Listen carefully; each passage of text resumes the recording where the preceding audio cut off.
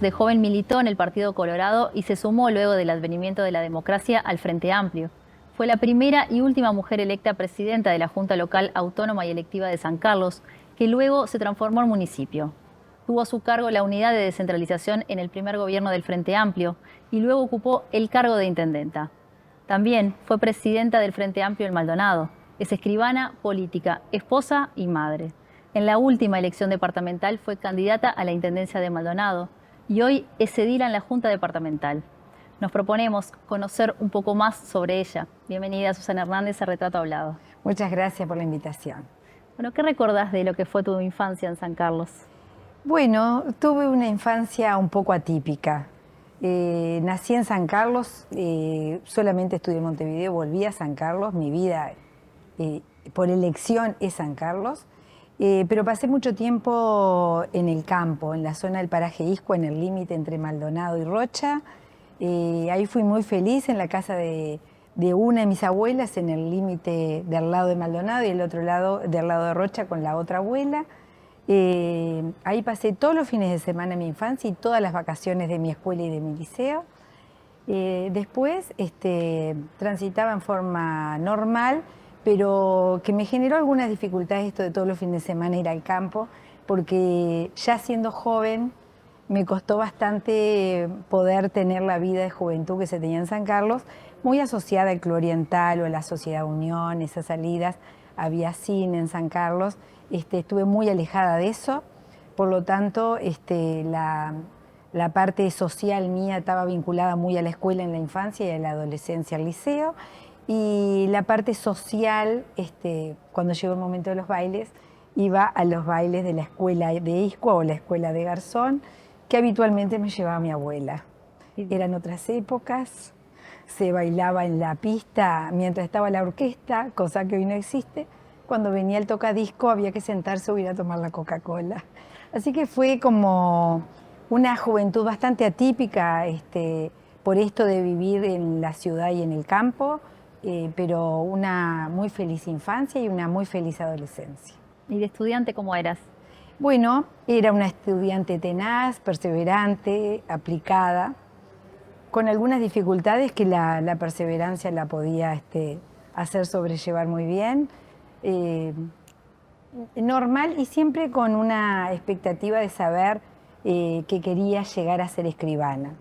Eso me generó una dificultad porque no tenía el apoyo familiar para ir a Montevideo, y eso me significó, que creo que es importante, que me marca bastante, que cuando terminé el liceo y siempre aspirando a estudiar notariado en la Facultad de Derecho, hice la UTU, una universidad de la República que no es como hoy, que tiene esta característica de ser muy importante, de estar jerarquizada, sino que la UTU, cuando yo fui en el año 80, 79, 80, era una escuela industrial donde generalmente íbamos los que no teníamos alguna posibilidad de hacer otra cosa.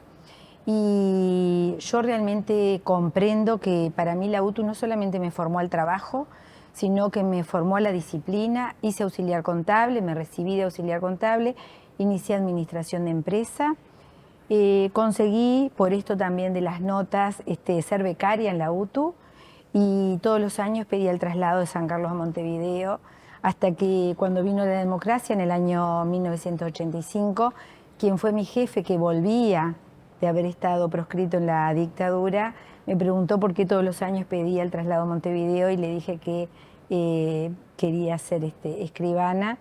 Por lo tanto, la escuela industrial para mí significó me preparó para el trabajo, me formó para el trabajo, pero también me permitió cumplir todas mis expectativas personales y profesionales. Por lo tanto, yo siempre digo que la UTU creo que fue realmente el trampolín que me permitió formarme y ser lo que soy hoy. Hacías referencia a esas ganas de estudiar y bueno, y esa dificultad de repente de llegar a Montevideo. ¿Venías de una familia de clase media? Sí, mi familia está vinculada al campo. Esas familias muy tradicionales donde el varón parece que sí puede ir a estudiar a Montevideo, pero que la mujer no puede. Siempre fue bastante rebelde a pesar de mi apariencia tranquila, Y en ese sentido siempre tuve claro mis objetivos, aunque me costara bastante tiempo. Y bueno, cuando no se tiene el apoyo que fundamentalmente es el económico, las cosas cuestan bastante más. Mi esposo también se fue a estudiar tarde, es médico, se fue de 30 años, es decir, yo me fui a estudiar de 25 cuando mis amigas volvían recibidas y mi esposo se fue de 30 años, nos fuimos juntos. En el año 1986 me pasaron cosas demasiado importantes. Creo que el año 1900, la democracia y el año 1986 para mí realmente fueron un mojón en mi vida porque logré trasladarme de la UTU a Montevideo, que me tocó la Casa Central. También conocí a quien fue el compañero de mi vida, que hasta hoy estamos juntos, y con quien hemos construido esta familia que tenemos. Y entonces digo, como en ese mismo año, yo hasta el año 85, como tú iniciaste, militaba en el Partido Colorado, siempre fui ballista, me considero una mujer ballista, creo que el pensamiento ballista está en el Frente Amplio, lo considero, y en ese sentido, cuando en los inicios de la democracia y habiendo militado para el Partido Colorado y para la presidencia de Sanguinetti, cuando se hace todo aquel escarnio y de alguna manera no se respetan las minorías democráticas, donde Germán Araujo formaba parte del Parlamento y es absolutamente, digo, desnostado y sacado del Parlamento. Soy una mujer del derecho, me gusta el cumplimiento del derecho, me generó una gran decepción el no respetar las minorías, aunque la crítica aparentemente molestaba bastante. Y ese día recuerdo que estando en San Carlos, unos pocos jóvenes marchamos desde una plaza a la otra en San Carlos y yo iba con un cartel que dije, hasta hoy fui colorada. No estuve inmediatamente involucrada al Frente Amplio, pero siempre supe que las líneas generales de generar derechos laborales, derecho al acceso al trabajo, al estudio, al deporte, el acceso a todo, me parece que me marca eso y a su vez todo esto que pasó con el Frente, que fue motivo de enojos al principio del gobierno, que tiene que ver con la distribución de la riqueza, con la reforma tributaria. Estoy muy convencida de eso.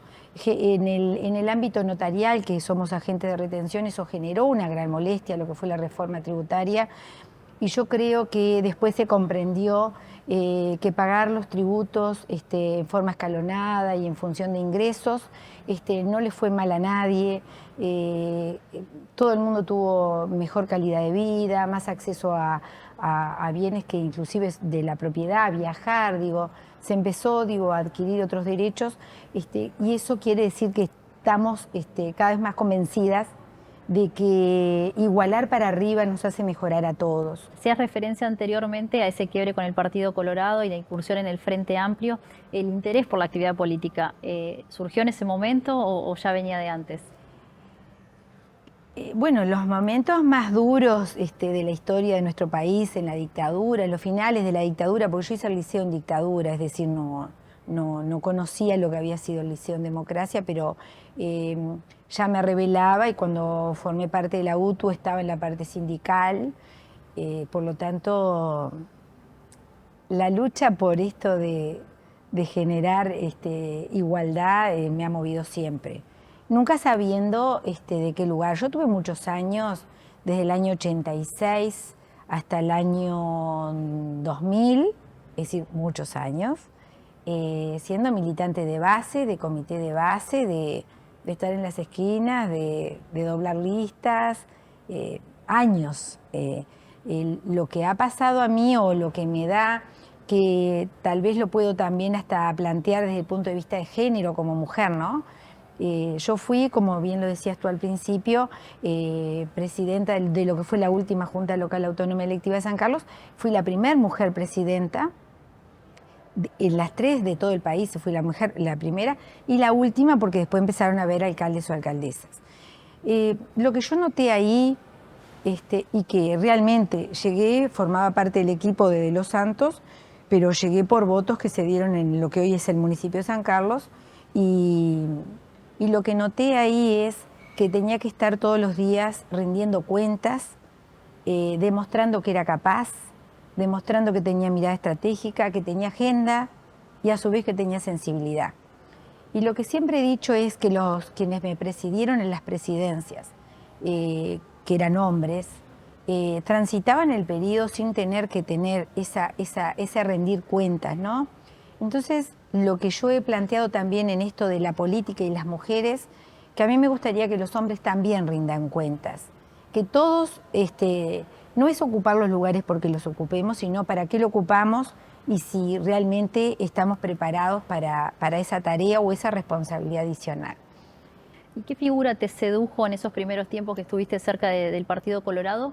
Y después, ¿quién te atrajo en ese quiebre y en ese momento que decidís pasar al Frente Amplio? En el año 1985 fue Flores Silva, que era como el ala más rebelde que tenía el Partido Colorado. Tener en cuenta quienes nos están escuchando del otro lado, que vengo de una familia con una visión muy tradicional de la política también, del Partido Colorado y como siempre justificando también la dictadura, ¿no? Entonces, ser rebelde en ese ámbito era muy complicado.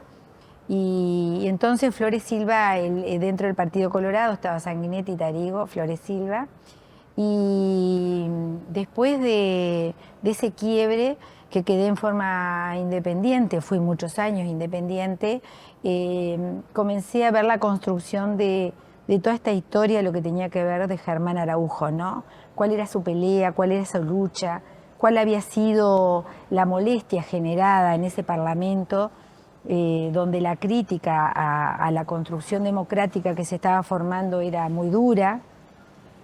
Por eso entiendo que la discusión vale la pena, que hay que respetar a las minorías.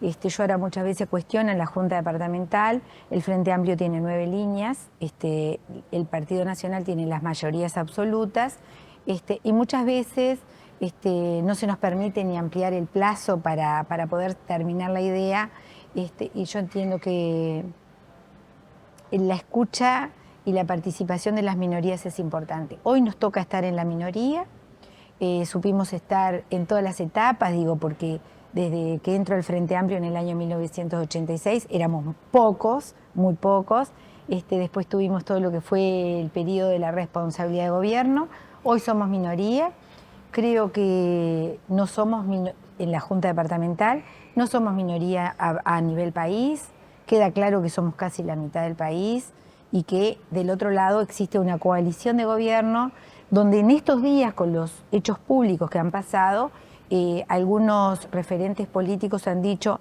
estamos juntos para que no gobierne el Frente Amplio. No me parece bueno eso, porque del otro lado se han juntado programas de gobierno muy diferentes, donde los programas dan la postura, dan la visión de todos los temas, de seguridad, de educación, de todos los temas, y eso genera necesariamente conflictos, es decir, están unidos con un objetivo común que es que no gobierne algún partido. Entonces, me parece que no es, desde el punto de vista de mi visión de la democracia, no me parece muy correcto. Entonces estamos en una situación compleja de no gobernar, pero ser el partido político más grande del país. ¿Y cuáles fueron esos primeros pasos dentro del Frente Amplio hasta llegar a ser la primera mujer electa justamente para la Junta Local Autónoma y Electiva de San Carlos? Yo, al ser tan militante o al gustarme militar, milité mucho tiempo en el Frente Amplio en forma independiente. Pero después, en determinado momento, hubo un programa de televisión del departamento de Maldonado, donde en aquel momento yo pensaba, en mi primer momento, yo pensaba que iba a votar a Darío Pérez, todavía no había votado, y hubo un conversatorio entre De los Santos y Darío Pérez y De los Santos, y realmente quedé muy cautivada con el discurso del Flaco de los Santos, de Óscar de los Santos. Quedé muy cautivada con su discurso, con eso de realmente tener una mirada estratégica de largo aliento y,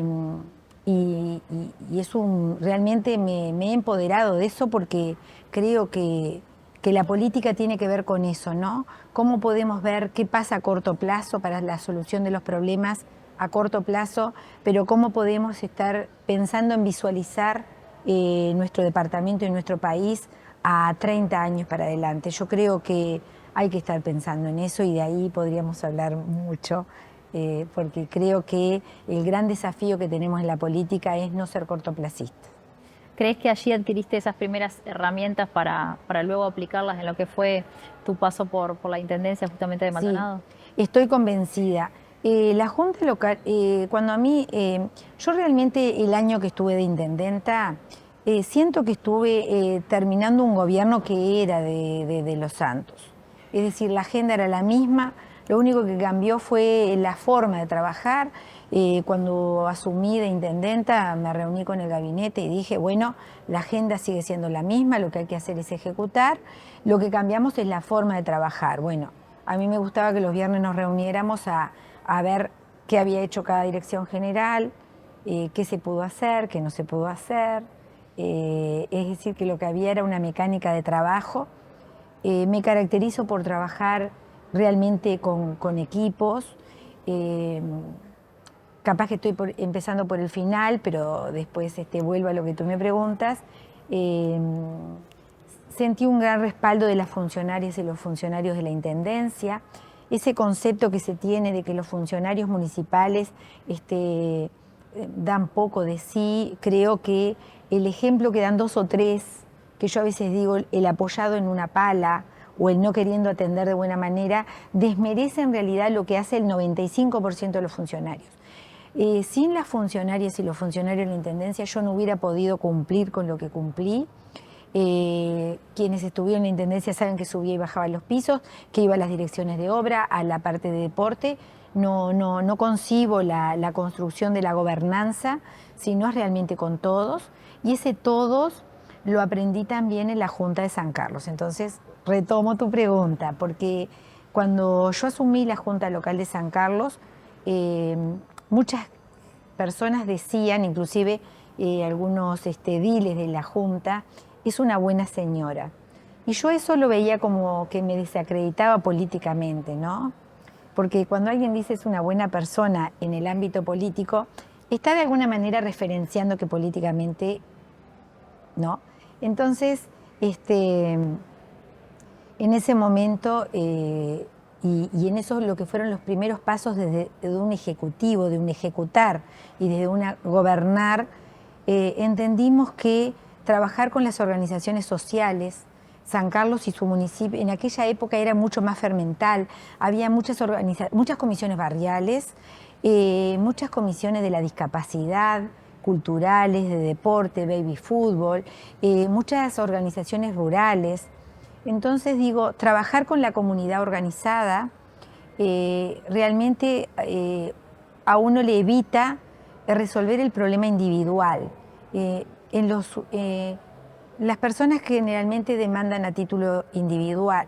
Ahora, cada vez que uno demanda, resuelve una satisfacción individual, está dejando fuera colectivos. Entonces, yo considero que si nosotros vamos a trabajar con el tema, vamos a poner cualquiera, la discapacidad, no se le puede resolver el caso a una persona.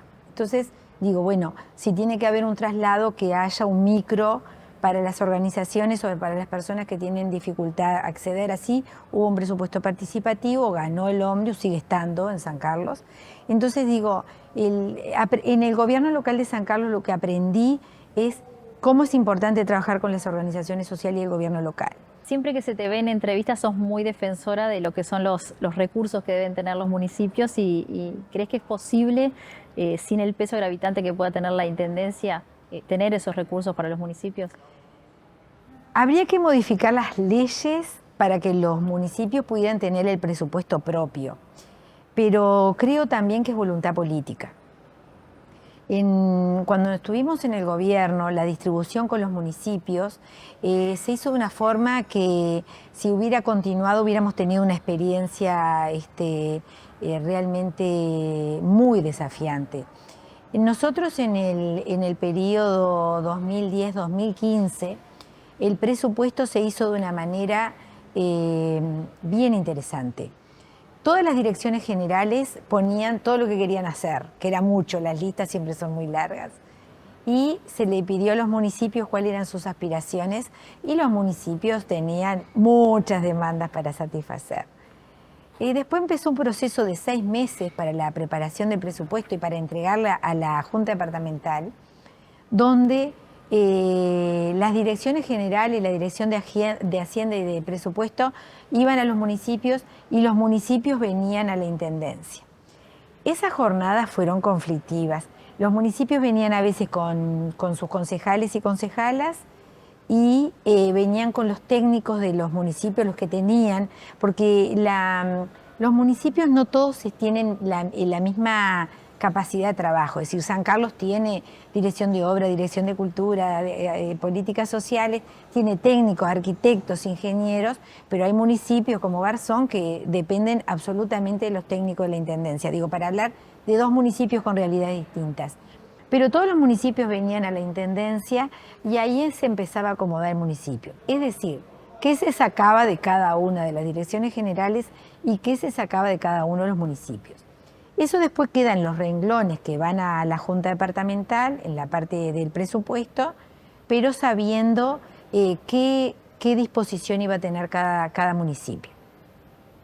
Ahí se implementó, por los aportes de la Dirección de Hacienda, los criterios, ¿no? Densidad de población, necesidades básicas insatisfechas, de densidad territorial y interés turístico. Con esos 4 criterios se llevaba un porcentaje de la distribución del dinero y tuvimos realmente reglas muy claras, pero de respeto, es decir, el Ejecutivo Departamental, el Intendente y el equipo respetó esa distribución, porque hoy no lo cuestionamos porque la gente votó al ingeniero Antía para ser el intendente, pero el ingeniero Antía resuelve desde lo central qué se hace y qué no se hace en los municipios, tanto así que los propios alcaldes de su propio partido político dicen que aterrizan las obras sin saber que van a aterrizar. No lo hago como una crítica, no lo considero que sea correcto, pero la gente votó un intendente con esas características, ¿no? De generar un gobierno muy centralista con una distribución de acuerdo a esa visión del departamento que tiene. Sos autora de la frase, o la has dicho en varias oportunidades, los presupuestados son ideológicos. ¿Qué significa eso para vos? Eso, que los presupuestos son ideológicos, lo veo cuando hago el comparativo en todos los gobiernos, en los departamentales y en los nacionales. Voy a tratar de hablar desde una visión de izquierda. Cuando tú en el presupuesto fortaleces las políticas sociales y dentro de lo social estás fortaleciendo cultura, vivienda, porque digo, lo social incluye muchos temas que a veces uno no lo asocia, ¿no? Uno a veces asocia lo social con la problemática social, no, pero cuando uno asocia a lo social con erradicación de asentamientos, con el tema de vivienda, con el tema de muchos presupuestos para la primera infancia. Ahí hay un presupuesto donde tiene una visión, donde el centro es lo humano. Cuando tú el presupuesto lo ligas a muchas construcciones que tienen que ver con poder cortar muchas cintas, y esas cintas no están directamente involucrados con la mejor calidad de vida de las personas, estamos ante gobiernos que priorizan hechos que son muy visibles a los ojos de la persona, cortar cinta, pero que el otro lo que hace es el fortalecimiento ciudadano y qué sociedad tenemos para el futuro. Si uno pone un presupuesto fuerte en la primera infancia y en la infancia, y dentro de eso cómo reafirma los presupuestos de la escuela, de los comedores, de los CAIF, en definitiva es el futuro del país que vamos a tener. Y por eso yo digo que los presupuestos son ideológicos. Y también el ejemplo que habitualmente hago, que puede ser a nivel personal, ¿no? Si yo en mi presupuesto familiar tengo un ahorro y lo utilizo para que mis hijos estudien, no es lo mismo que yo utilice ese ahorro para que me compre un auto. En el gobierno pasa lo mismo. ¿Dónde priorizo el dinero? Porque eso me genera una calidad. Eso tiene que ver también con la mirada estratégica de futuro, ¿no? Si uno no tiene esa mirada, gastas plata a corto plazo, es fácil que la ciudadanía lo vea, pero a largo plazo esa obra queda como vaciada de contenido. Hiciste referencia recién a tu pasaje por la intendencia, pero ¿cómo fue abrirse camino en Uruguay en la política siendo mujer? Bueno, eso se lo debemos a tantas mujeres de la historia, donde antes rebelarse ante hechos mínimos era motivo de hoguera, era motivo de transgredir algunas cosas, de ser sometidas a los esposos, donde la lucha de las mujeres, hasta por el voto, ¿no? El sufragio. ¿Cuántas mujeres tuvieron el penoso transitar de la historia para que las mujeres pudiéramos votar? Y nosotras estamos paradas sobre esa historia de mujeres que lucharon para que hoy estemos acá algunas mujeres. Entonces a veces cuando yo voy a actividades que tienen que ver con mujeres, que tienen que ver con feminismo, tengo una visión muy particular del tema. Las compañeras feministas dicen, queremos mujeres en los cargos pero que sean feministas. Bueno, yo creo que la mujer en general, y ahí sí voy a dar un creer que más mujeres en política es mejor democracia y mejor política. Estoy convencida que las mujeres, tengamos la visión que tengamos, tenemos una mirada mucho más integrada de los temas. A mí no puedo generalizar, ¿no? Pero a mí me parece que los hombres cuando están tratando un tema de deporte, tratan el tema del deporte. Y la mujer en política cuando toma una decisión que tiene que ver con la construcción de un centro deportivo, ya tiene que mirar la accesibilidad, en qué barrios hay más cantidad de niños, cómo van las políticas de higiene, que tienen que ver con higiene, entonces digo, cómo las obras se van mirando con todos los demás elementos. La mujer tiene una mirada más integral. Sin dudas te marcó ese periodo, ese pasaje por la Junta de San Carlos, pero ¿qué sentiste o cómo se da esa llegada a ser intendenta de Maldonado? ¿Qué sentiste en ese momento? Bueno, yo lo que he sentido en todas mis etapas, pero fundamentalmente en esta que tú me preguntas, es una gran responsabilidad, un gran peso, una situación donde a veces desde el lado de afuera de la política se ve que los políticos, en esto de que nos igualan, que todo el mundo es igual, que la política todos la ejercemos de distinta manera y todos lo ejercemos con nuestras miradas particulares. No se puede generalizar nada. Yo la intendencia la viví con mucha responsabilidad. Pasé momentos muy duros. Yo ese año lo divido en dos, claramente en dos. El primer semestre, que creíamos que íbamos a seguir gobernando y que íbamos a ganar, porque estábamos convencidas de que habíamos hecho lo mejor, que faltaba mucho porque no se transforma en 10 años, entonces estaba segura que íbamos a ganar. Y en ese periodo hubo mucho trabajo, mucho salir a todos lados, y después, en la mitad del periodo de ese año, que supimos que habíamos perdido el gobierno, asumí una responsabilidad desde otro lugar, ¿no? Y que tuvo que ver con esta concepción de que en el gobierno gobernamos para todas y todos, que la ciudadanía había votado un gobierno diferente del Partido Nacional, y ahí con el equipo de las direcciones generales empezamos a preparar la transición de gobierno, donde lo que le pedía a todas las direcciones generales es que prepararan un informe de lo hecho y sobre todo lo pendiente.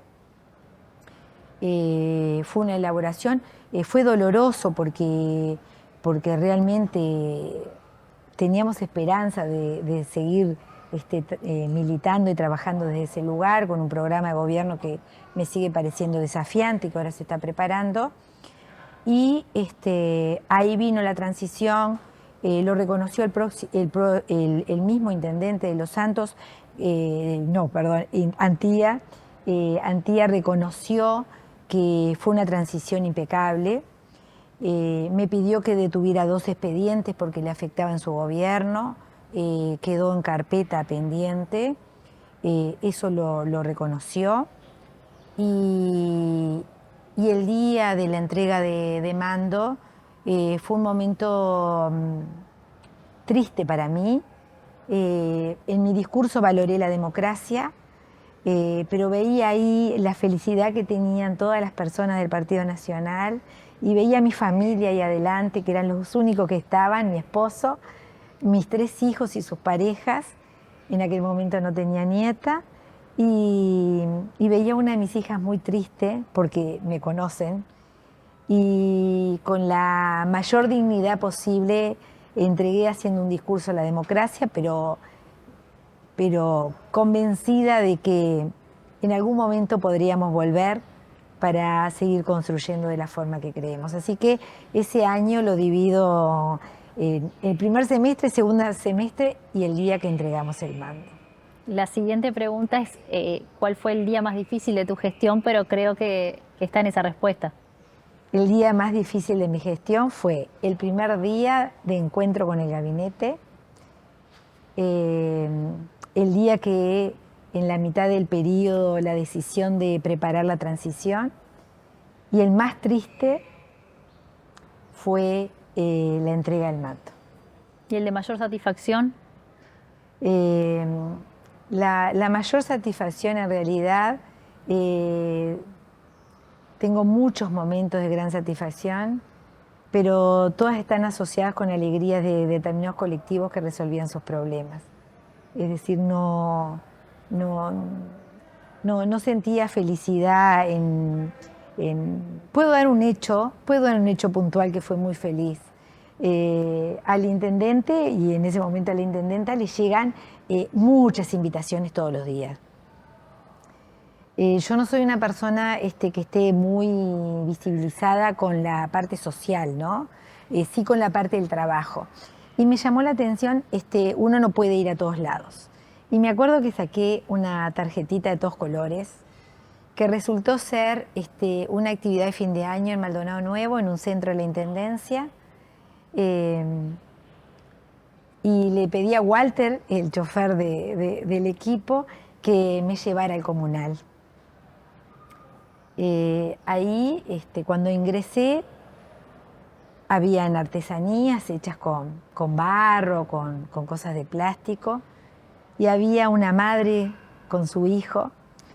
Yo me puse a hablar con la funcionaria, y la funcionaria salió y la madre me dice, la técnica, la funcionaria, dice, vale oro, dice, yo vengo por violencia doméstica de Artigas con mi hijo, estoy en el asentamiento, en un asentamiento que me dio un pedazo mi hermano, dice, mi hijo no quería entrar a la escuela, lloraba, y después que vino acá, porque es psicóloga, después que vino acá, no solamente se integró a la escuela, sino que se ha convertido en un líder de su grupo. Ese relato fue seguido de continuar caminando y viendo abajo de un árbol que estaban preparando unas hamburguesas que las iban a repartir como fiesta de fin de curso. Y ahí salí y llamé a Valleto, que era el alcalde de Maldonado, y le dije, Valleto, se está produciendo uno de los hechos, me parece a mí, más importante. Cómo se ha logrado integrar a la sociedad un niño y una madre y se está dando en el Maldonado Nuevo. Me parece que eso amerita muchas fotos y mucha publicidad. Y eso se refiere a lo que yo decía hace un rato. Las grandes obras generalmente no es un corte de cinta. ¿El tener esa otra mirada es algo que te caracteriza? Yo creo que la política, si no va de la mano con resolver los temas ciudadanos, no vale la pena. Uno le quita demasiado tiempo a los seres queridos, a la vida, ¿no?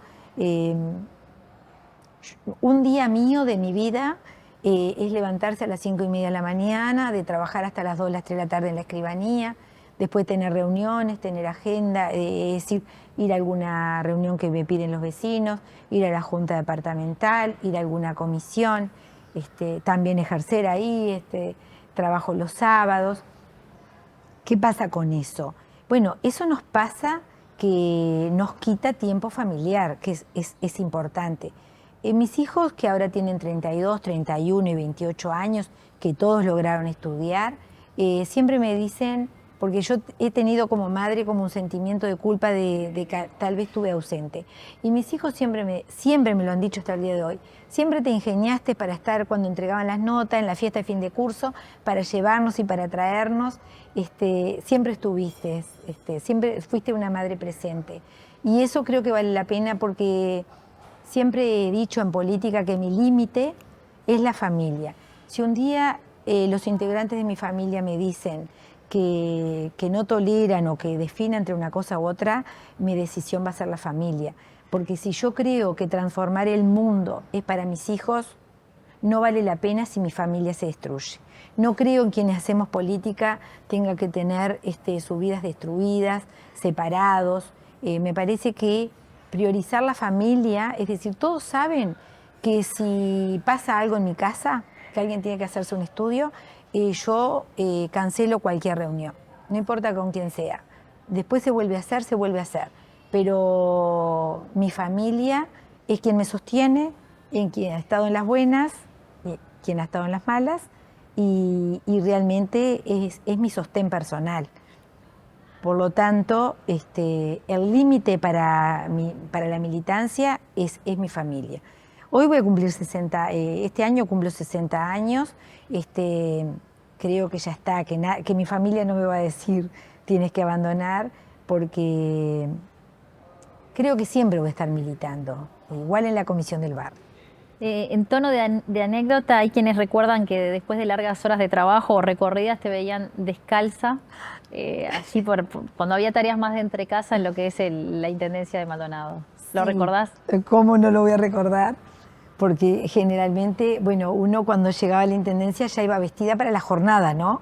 Entonces tú un día podías estar en un lugar rural o de barro, pero podías estar en la Liga de Fomento de Punta del Este.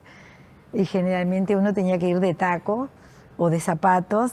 Y cuando cerraba la Intendencia me sacaba los zapatos y subía y bajaba, que quedaban funcionarios trabajando sobre todo en la parte de Hacienda, que era el gran nudo.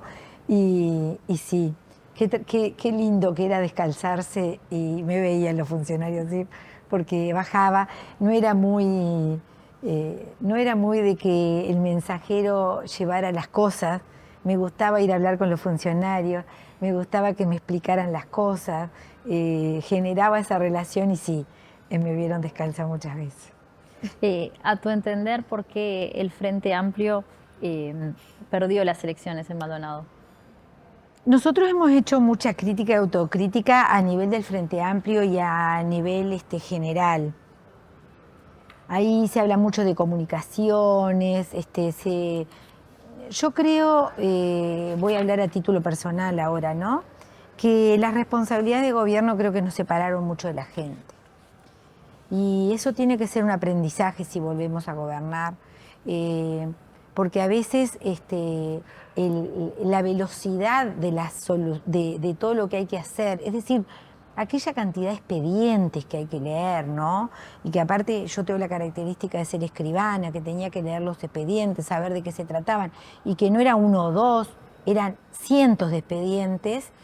Eso hace que el día tiene determinadas horas y no tiene más. Y yo creo que fuera de lo que son las críticas y las autocríticas que se hicieron como Frente Amplio, En lo personal y haciéndome una autocrítica yo en persona y pensando que eso también es un motivo de haber perdido, es que la demanda burocrática administrativa nos fue quitando de alguna manera de esa relación con las personas, porque como te decía al principio, ¿no? Cuando estaba en la Junta de San Carlos, uno hablaba con los vecinos enojados y los vecinos, si se les explica, entienden, y no pudimos estar en esa relación permanente y yo creo que fue uno de los principales motivos. ¿Crees que no se supo comunicar la gestión? Estoy convencida que no se supo comunicar. Aprendí que la humildad no se puede tener cuando se gobierna. No la humildad como persona, sino que hay que reconocer las cosas que se hacen. Yo creo que el hecho que va asociado con esto de la obra y de la inclusión social, cuando se inauguró la piscina accesible de Cerro Pelado, 100% accesible, que yo ya estaba en la intendencia como intendente, pero que llegó el flaco, que le dije, flaco, de los Santos, ven que va a cortar, y que él se quedó un paso atrás, que no quiso cortar la cinta, y que yo me quedé un paso atrás para que pudieran cortar quienes estuvieron realmente trabajando en eso, que fueron muchos técnicos, muchos profesionales, y el gobierno de Maldonado, el municipio de Maldonado, que queda desdibujado en Maldonado. Yo creo que cuando no se visualiza la cara que gobierna con este partido, con lo que se realiza, genera un tema de que no se sabe mucho quién lo hizo, ¿no? Creo que este gobierno actual lo sabe hacer muy bien, se pega mucho a lo que se realiza y la obra, sea chica o grande, sea un mástil de una bandera, la reconoce y yo creo que está bien reconocer lo que se hace. Entonces, yo creo que faltó mucho más juntar la cara con el avance. Entonces, digo, creo que hemos tenido un aprendizaje que nos tiene que servir, ¿no? ¿Cómo ves la comunicación hoy en día que tiene la Intendencia justamente con esa referencia que hacías? Muy buena. La veo excelente en el sentido de que hace una tarea que está ordenada y que sea que donde está el intendente está comunicaciones. Es decir, yo creo que, estoy convencida que si el Frente vuelve a gobernar tiene que tener una buena estructura en comunicaciones para que exista del lado de la ciudadanía un empoderamiento que lo que está pasando, ¿por qué pasa? Entonces yo creo que ahí tiene que ser una oficina que esté muy fortalecida porque he comprendido lo importante que es. Varios dirigentes del Frente Amplio han señalado en alguna oportunidad que el Frente olvidó el interior y quizás ese haya sido uno de los motivos por el cual se perdió la elección a nivel nacional. ¿Cuál es tu análisis de esa postura? No, no estoy de acuerdo en absoluto. Yo creo que cuando gobernó el Frente Amplio a nivel nacional, jerarquizó el Congreso de Intendentes, hubo un antes y un después.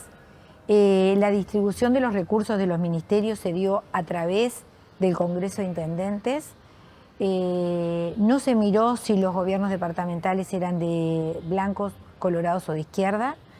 Y existieron criterios para la distribución y no considero las políticas macro del gobierno nacional, las macro, la ceibalita, el que no se pueda fumar, cosas que van asociados con esto de calidad de vida, fueron nacionales. Y los ministerios distribuían en función de la discusión con los gobiernos departamentales. Ahí tengo una mirada totalmente diferente. ¿De qué va a depender que el Frente Amplio vuelva a ser una opción a nivel nacional?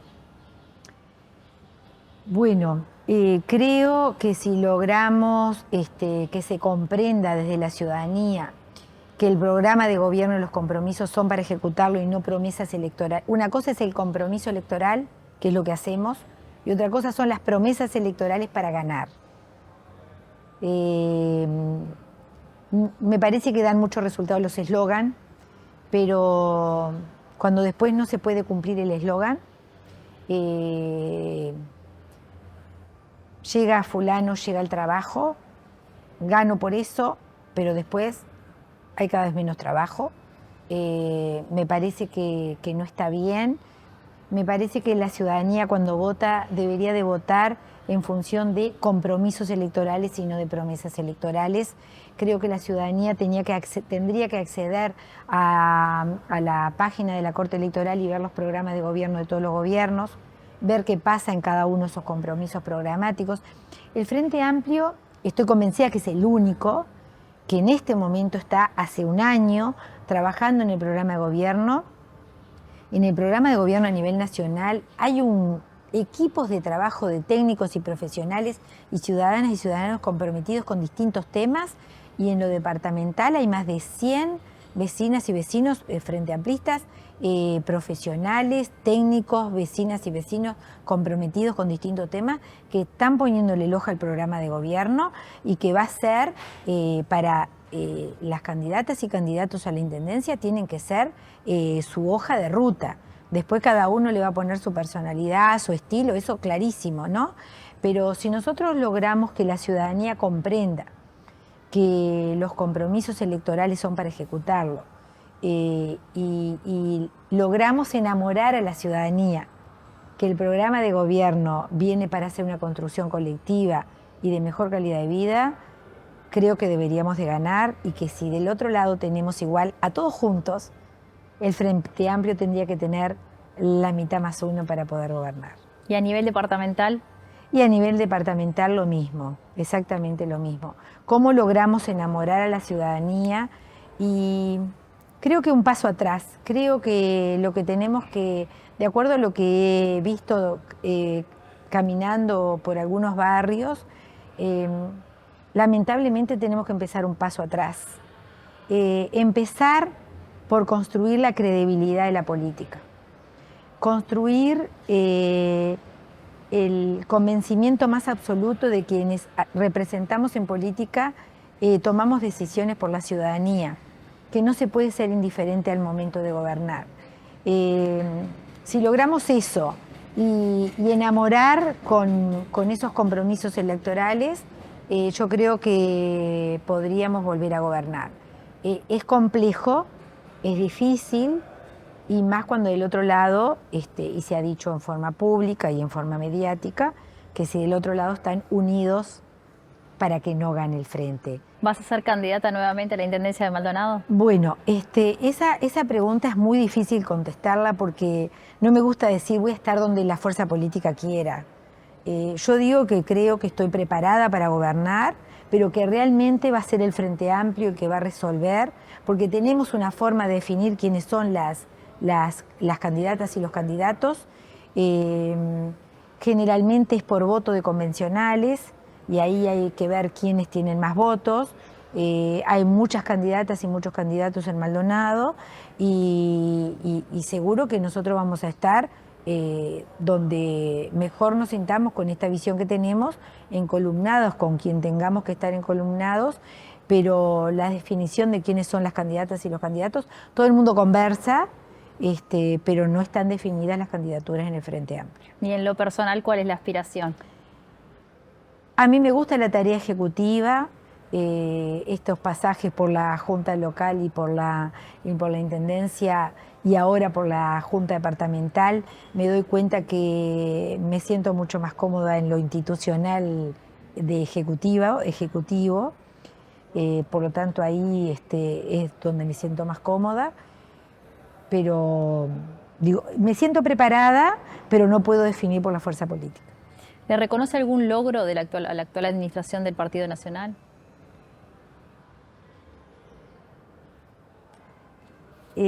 Los logros que yo mido y que los aplaudo y que los valoro mucho tienen que ver con esto de que puede generarle enojo a otros, pero para mí es una muy buena obra.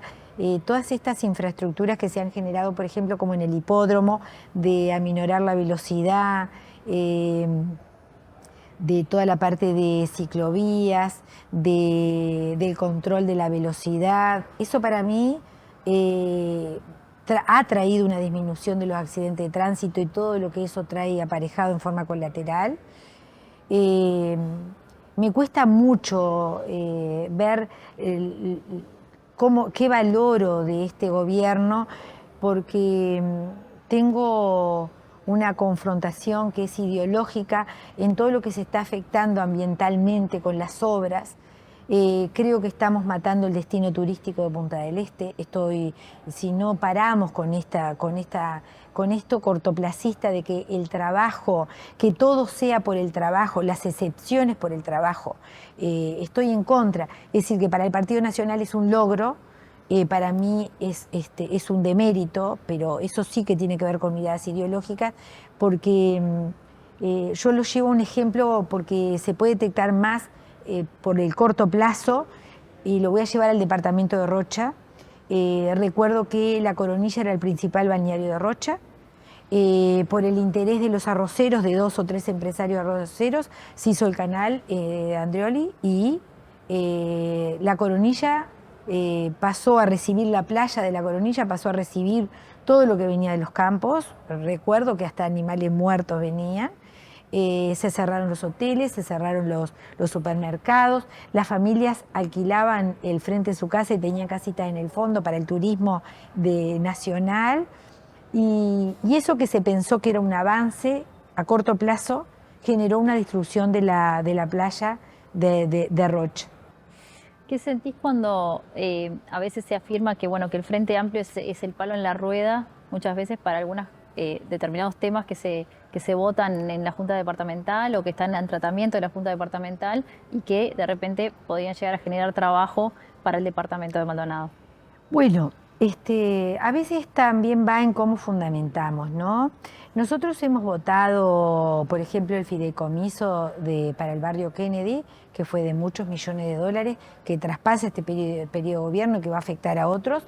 El Frente Amplio lo votó porque tuvo que ver con viviendas, tuvo que ver con... Ahí sí creo en la obra y la construcción para mejorar la calidad de vida de las mayorías. Creo que eso da mucho trabajo en la construcción, con el tema de cómo se pueden erradicar los asentamientos, cómo se trabaja, cuánta mano de obra genera eso. Sí estoy de acuerdo. Hemos votado muchas cosas que creemos que son buenas y no hemos votado muchísimas cosas que creo que afectan, que creemos que afectan.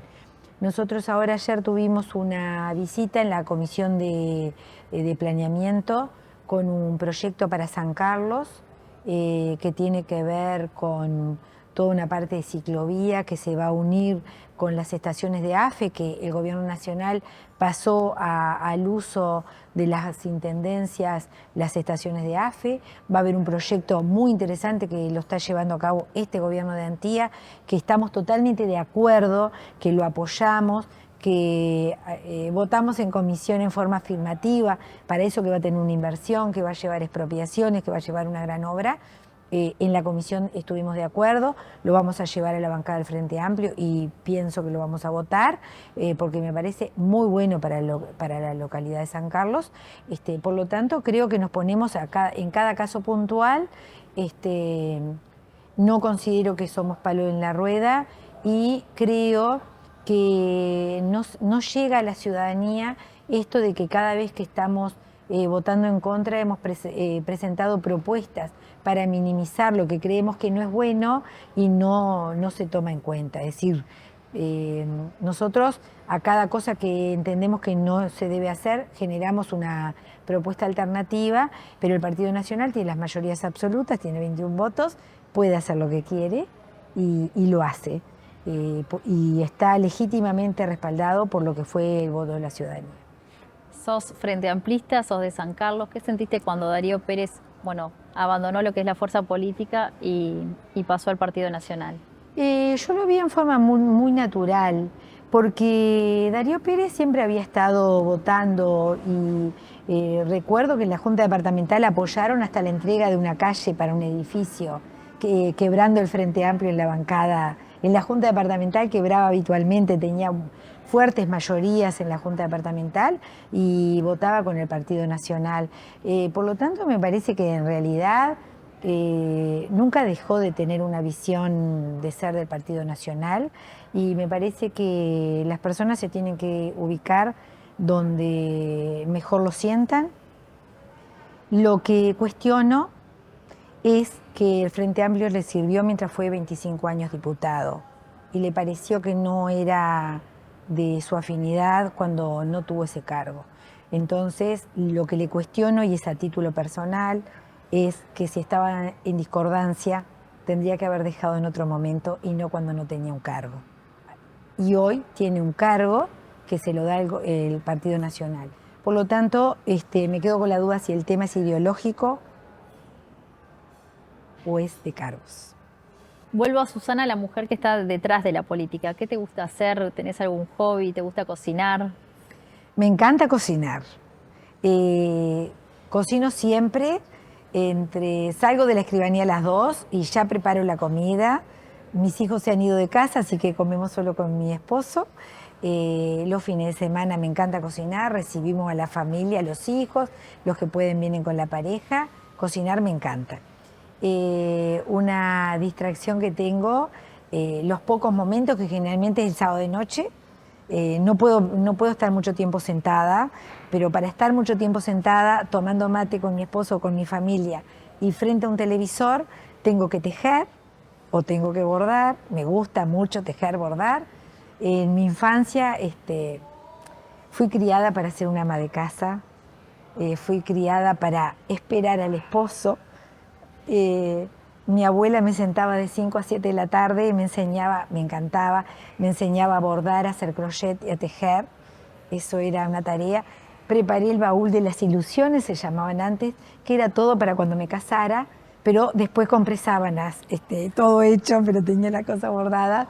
Y eso me trae un poco de nostalgia de la época de mi adolescencia, que decíamos un poco al principio, ¿no? Mis amigas iban a los recibos o a bailar. Bueno, a mí me tocaba estar en las tareas de la casa, hacía las tareas de la casa, ayudaba mucho a mi madre. Tengo 2 hermanos 15 años menores que yo, me tocaba muchas veces cambiarles los pañales también. Hacía tareas del campo cuando era chica, mi padre hacía plantaciones de cebolla, nosotros plantábamos, subíamos las cebollas al carro tirado por bueyes, y ahora mantengo como esa relación con la tierra, que lo hago con mi nieta. Tengo una nieta que tiene 3 años y medio, plantamos morrón de jardín, tenemos un limonero, tenemos romero, le encanta ir a regar las plantas conmigo en el patio de mi casa. Por lo tanto, mis horas de ocios están asociadas con la familia y con ese tipo de tareas. Queda claro entonces que te queda tiempo para repartir ese tiempo justamente entre la política, tu profesión y la familia. Sí, realmente le dedico menos tiempo que quiero a la familia, pero los momentos que tenemos con mi familia son únicos.